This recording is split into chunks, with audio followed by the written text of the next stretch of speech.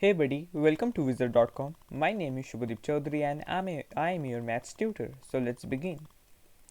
According to the question, we have been given a cubical box whose dimensions is 16 meter and thus we have to find the volume of the cubical box.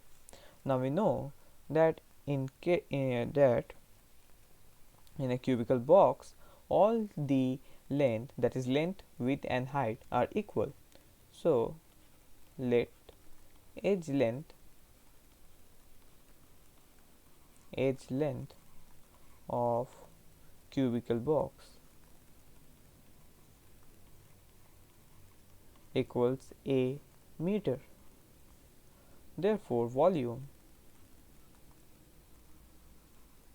will be equals length multiplied by width multiplied by height, but all three dimensions are same in case of a cubical box, so it will become a multiplied by a multiplied by a, which is a cube meter cube.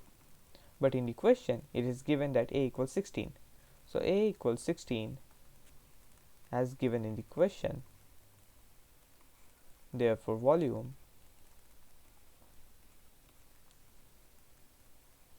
will be equals 16 whole raised to the power 3. So it will become 4096 meter cube. So this will be our final required answer.